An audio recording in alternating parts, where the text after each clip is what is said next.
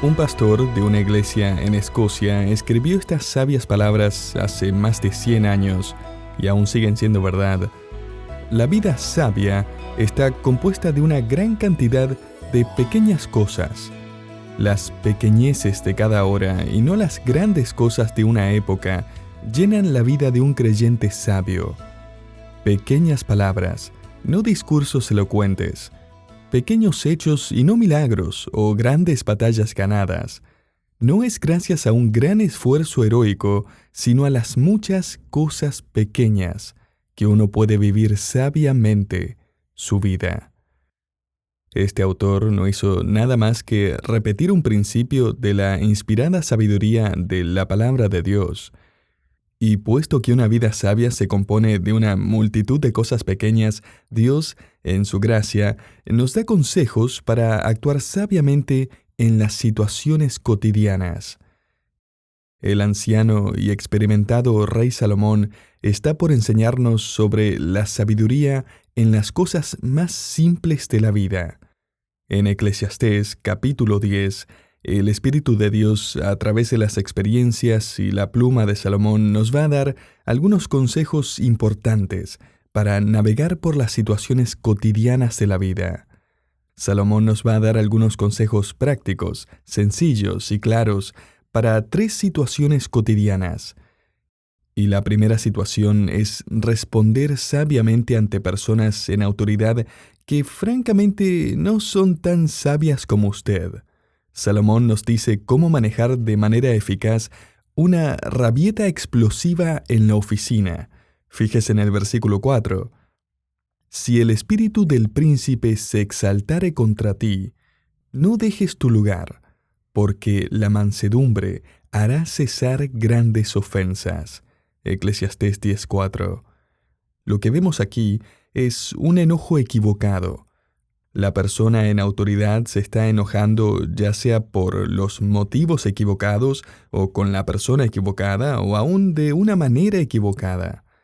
La palabra hebrea aquí traducida príncipe no se limita a una persona de la realeza, sino que se puede aplicar a una persona que tiene algún nivel de autoridad sobre uno. O sea, si lo ponemos en términos actuales, su jefe tiene un arranque de ira. Hasta esto podría ser la norma, lo cotidiano. Es una persona irritable que se enoja fácil y según Salomón, esa es una señal de que no es sabio, sino un pecador egocéntrico. Proverbios 29:22. Lo ha hecho de nuevo. Y es el colmo, es la gota que rebalsó el vaso. Usted ya está harto, no da más, ese trabajo no vale la pena, y en lo que resta de su turno de trabajo redacta una carta de renuncia que parece una bomba. No puede esperar a desquitarse. Y tal vez está pensando, porque usted es cristiano, que necesita agregarle un versículo para el final de esa carta de renuncia, que mencione algo como la ira de Dios y su justicia o algo así. Y usted está buscando por su Biblia allí y de pronto llega a Eclesiastés capítulo 10, versículo 4, y lee que Salomón escribe: «No dejes tu lugar. Responda con serenidad y autocontrol». Ese versículo no va a funcionar. Pero en realidad ese es el versículo que necesita aplicar aquí. Un autor parafrasea este consejo de esta manera: deje que su serenidad calme su temperamento. No renuncie, no abandone su puesto, no responda mal ante la reacción desmesurada de su jefe. Mantenga la calma. No pude evitar pensar en las famosas palabras de Rudyard Kipling, compuestas 100 años atrás, donde un hombre mayor está aconsejando a un joven y le dice: si puedes mantener la calma cuando todos a tu alrededor pierden la cabeza y te echan la culpa, si puedes esperar y no cansarte de esperar, o si te mienten pero tú no respondes con mentiras, o si te odian pero tú no abres la puerta al odio en tu corazón, entonces serás un hombre, hijo mío. En la rutina de la vida se va a encontrar con personas que se enojan equivocadamente con usted. Y cuando el mundo a su alrededor se alborota y exaspera, la sabiduría se revela en la persona que mantiene la cabeza fría y un espíritu tranquilo. Salomón pasa a hablar de un enojo equivocado a las asignaciones equivocadas. Fíjese en el versículo 5, hay un mal que he visto debajo del sol, a manera de error emanando del príncipe. La palabra traducida aquí mal se refiere a algo que es impropio o injusto, y la palabra aquí traducida error se refiere a una equivocación, a un descuido administrativo. Y de nuevo la palabra hebrea traducida príncipe se puede referir a cualquier persona en autoridad. Continuamos en el versículo 6. La necedad está colocada en grandes alturas, y los ricos están sentados en lugar bajo. Vi siervos a caballo y príncipes que andaban como siervos sobre la tierra. A esto lo vamos a llamar asignaciones equivocadas. En los días de Salomón, los ciudadanos comunes no tenían caballos. Estaban reservados para los líderes políticos, la realeza, la nobleza. Y Salomón no está diciendo que la gente rica debe andar a caballo y que los esclavos tienen que caminar. Lo que Salomón está haciendo aquí es describir una cultura que está de cabeza, porque han puesto a las personas equivocadas en posiciones de autoridad. O sea, la gente que no lo merece fue promovida por las autoridades y los que sí lo merecen siguen andando a pie. Los que deberían ser promovidos porque se lo merecen, representado por poder andar a caballo, no consiguen el trabajo, y los que no lo merecen terminan sobre la montura. Esto ocurre en cada generación, ¿no? En cada segmento de la sociedad y en cada cultura. Tal vez es por algunas conexiones, un poco de dinero, ser amigo de alguien influyente o incluso alguna mentira en la hoja de vida. ¿Le ha pasado? Por méritos, habilidades, etc., usted tendría que haber recibido el puesto o la promoción, pero vio que otro se la llevó. Hace un tiempo leí que la Aerolínea Internacional de Pakistán tuvo que parar cientos de aviones después de descubrir un elaborado escándalo de fraude. Las noticias revelaron que el 30% de sus pilotos no estaban calificados para volar en la silla del capitán.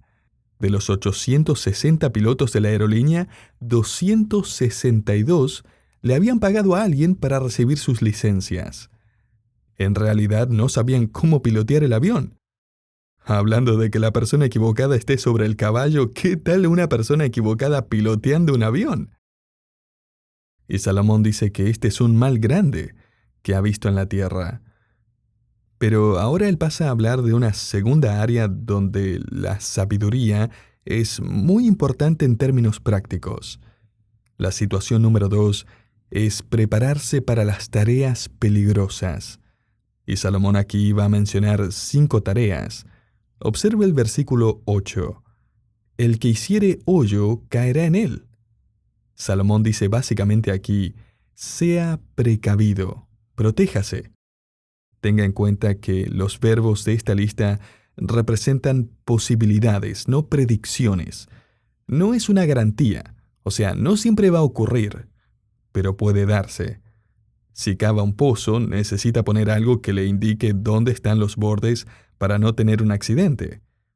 En aquellos días no existía un ministerio de seguridad. No había cinta amarilla y negra, cascos, señalizadores alrededor de ese pozo, así que el trabajador sabio debía ser precavido para protegerse del peligro.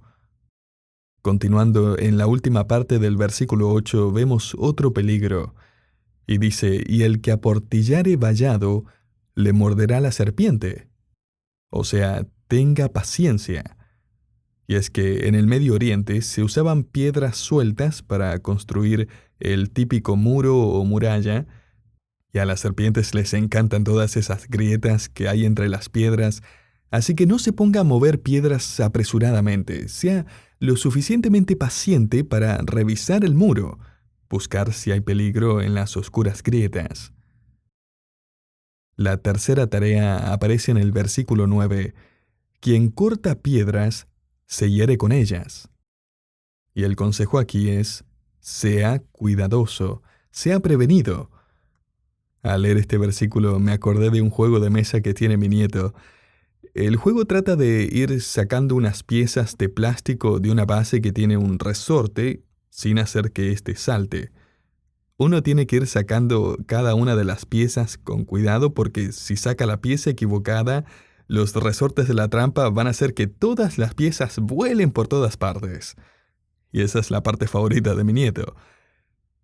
O el famoso juego llamado Jenga, donde mover un bloque va a afectar a los otros en esa torre de bloques de madera.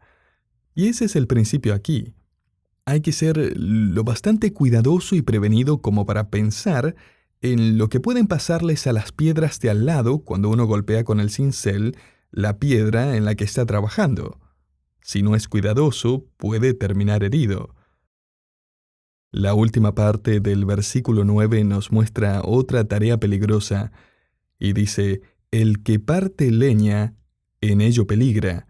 Si se embotare el hierro y su filo no fuere amolado, hay que añadir entonces más fuerza. Pero la sabiduría es provechosa para dirigir».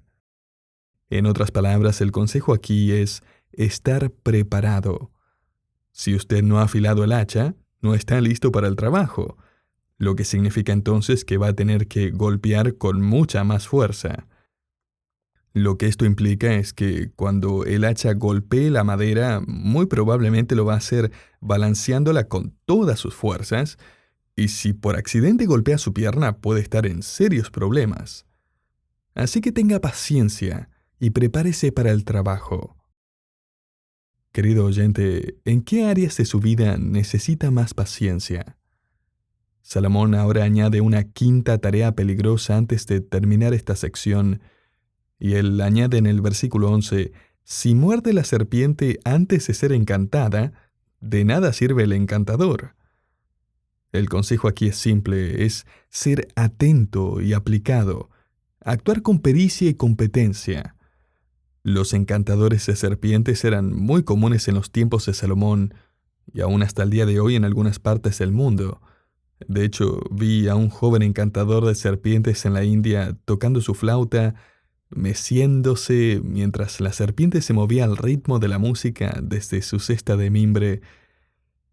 Las serpientes no tienen oídos externos, captan las ondas sonoras principalmente por la estructura ósea de su cabeza. Evidentemente, el encantador de serpientes en la ilustración de Salomón está haciendo el trabajo a las apuradas o no es muy competente y trata de manipular a la serpiente antes de tiempo.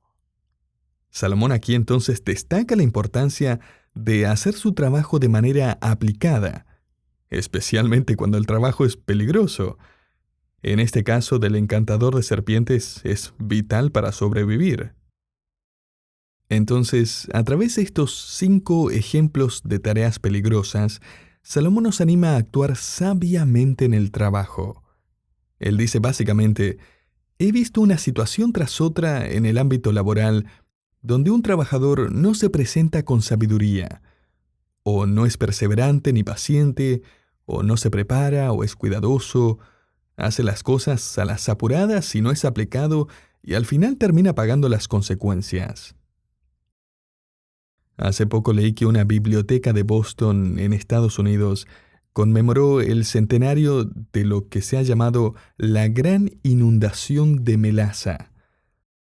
El 15 de enero de 1919, un enorme tanque de acero de 15 metros de alto y 72 de diámetro, que contenía 8.7 millones de litros de melaza procesada, de repente estalló. Olas de melaza espesa de 9 metros de altura corrieron como un maremoto a través de la ciudad, destruyendo edificios, aplastando vagones, camiones y automóviles y ahogando a 21 personas. Una investigación reveló que la empresa había ignorado las señales de advertencia. Ese tanque tenía una pequeña fuga. Estaba perdiendo melaza, pero se negaron a tomar las medidas necesarias y detener la producción. En su lugar, durante años, simplemente repintaron el tanque para que la pintura tapara el lugar de la fuga con el mismo color de la melaza. Tal vez de ahí viene la expresión «vamos a pintar por encima», en lugar de hacer bien el trabajo. O sea, esperemos que nadie note el mal trabajo. Esperemos que los cheques sigan llegando a pesar de que estamos pintando sobre el problema en lugar de solucionarlo. No, Salomón nos exhorta aquí a trabajar sabiamente y a glorificar a Dios en cada tarea que desarrollemos. Continuando, Salomón nos presenta una tercera situación cotidiana donde debemos aplicar la sabiduría. No solo necesitamos sabiduría para responder bien ante los jefes difíciles, no solo necesitamos sabiduría en la preparación para las tareas peligrosas. En tercer lugar, vemos que necesitamos sabiduría para ser cuidadosos en las conversaciones cotidianas. Salomón describe con detalle las palabras de una persona insensata. Él comienza dándonos una descripción de las palabras sabias. Miremos juntos la primera parte del versículo 12. Las palabras de la boca del sabio son llenas de gracia. Son palabras apropiadas, buenas, dichas con gracia.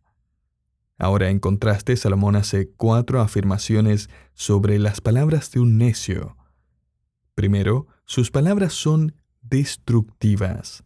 Mire la última parte del versículo 12. Mas los labios del necio causan su propia ruina. Literalmente, los labios del necio lo consumen.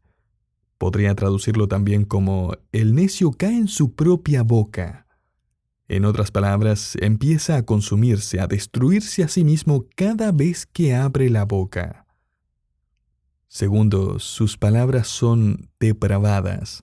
Note el versículo 13, el principio de las palabras de su boca es necedad, y el fin de su charla, nocivo de varío.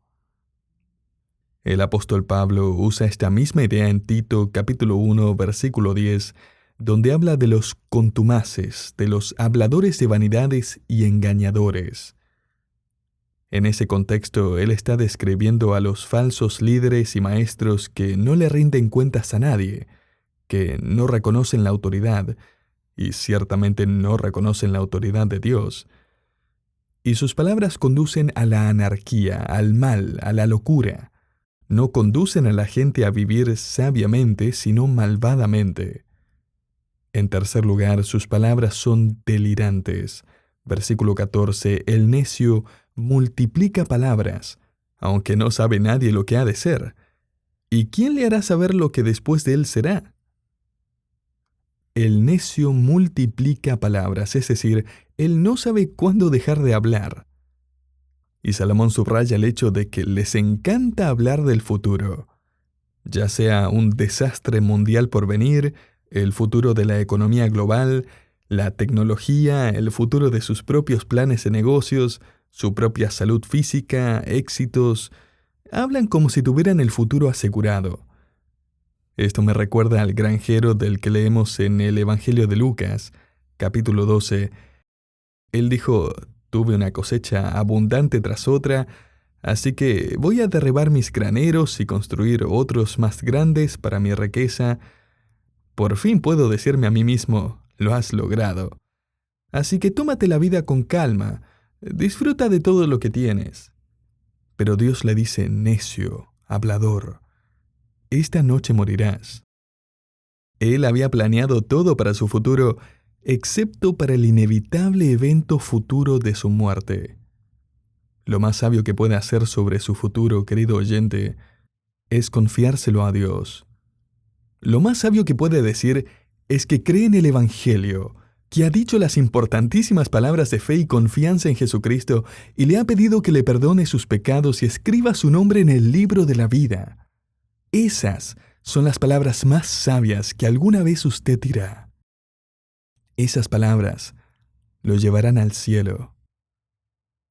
Pero las palabras de una persona necia son destructivas, depravadas, delirantes, y en cuarto lugar, sus palabras distraen. Leemos en el versículo 15, el trabajo de los necios los fatiga, porque no saben dónde ir a la ciudad. En este contexto, una persona necia está tan ocupada hablando de sí misma que se pierde y no encuentra el camino a la ciudad. En aquellos tiempos los caminos estaban bien señalizados. Un viajero podía encontrar el camino fácilmente. Un estudioso del Antiguo Testamento cree que este era un dicho común en los tiempos de Salomón, refiriéndose a una persona tan distraída por hablar que no podía ni encontrar el camino a casa. Si pudiera resumir nuestro estudio del capítulo 10 hasta ahora, lo haría con 3 sencillos principios para aplicar. Lo resumo en un par de afirmaciones. Primero, ponga atención a las pequeñas tentaciones. Salomón comenzó este capítulo recordándonos que solo unos pocos insectos muertos pueden dañar el frasco entero de perfume, y así también un pequeño pecado puede acabar con una gran reputación. Así que tenga cuidado, cuide su caminar, preste atención a la más pequeña tentación. En segundo lugar, ponga atención a los detalles. Cuidado en su trabajo. Ande sabiamente en su entorno laboral. No se conforme con un trabajo mediocre. Prepárese. Piense. Pida sabiduría al Señor mientras trabaja. Mire, su trabajo es mucho más que un salario. De hecho, lo más importante que usted se lleva a casa después del trabajo no es su sueldo. Lo más importante que usted se lleva es a usted mismo. Por lo tanto, cuide sus pasos, cuide su trabajo. En tercer lugar, preste atención a las pequeñas conversaciones. Cuide sus palabras. Cuide hasta la palabra más pequeña, que hasta su palabra más corta esté llena de gracia. Estaba leyendo un pastor que ilustró este punto con una señora de su congregación que era una maestra de jardín infantil. Caía mucha nieve en el estado de Illinois, Estados Unidos, y todos habían llegado en sus trajes de nieve. Una tarde, después de un largo día en el jardín de infantes, esta maestra estaba ayudando a uno de los niños a ponerse su traje de nieve. Era uno de esos molestos trajes llenos de botones y cordones que tardan 1000 horas en ponerse, y ella luchó pacientemente para ponerle el traje al niño. Simplemente no le quedaba. Era demasiado pequeño y se gastó unos 10 minutos ajustándolo. Finalmente, cuando terminó, el niño la miró y le dijo tranquilamente: «Este no es mi traje para la nieve». Ella no dijo nada. Las palabras que se le vinieron a la mente no eran precisamente llenas de gracia. Y a propósito, todos los maestros de jardín se merecen una medalla de honor por lo que soportan todos los días. Bueno, ella desató, empujó, tiró, desabrochó y finalmente le sacó el traje. El niño miró hacia arriba y luego le dijo a la maestra: «Ese es el traje de nieve de mi hermana, y mi mamá me dijo que podía ponérmelo hoy». Ay, si yo hubiera sido esa profesora, habría un niño menos en el planeta Tierra. ¿Cómo responde usted cuando tiene días difíciles? ¿Responde con gracia? ¿Recuerda a ese pastor y autor escocés que cité al principio? Él básicamente resumió nuestro estudio hasta ahora en el capítulo 10 de Eclesiastés diciendo: «La vida sabia está compuesta de una gran cantidad de pequeñas cosas, pequeñas palabras, no discursos elocuentes, pequeños hechos, y no milagros o grandes batallas ganadas. No es gracias a un gran esfuerzo heroico, sino a las muchas cosas pequeñas que uno puede vivir sabiamente su vida». Esa es otra forma de decir que la sabiduría debe demostrarse allá afuera, en la rutina, en las situaciones cotidianas de la vida.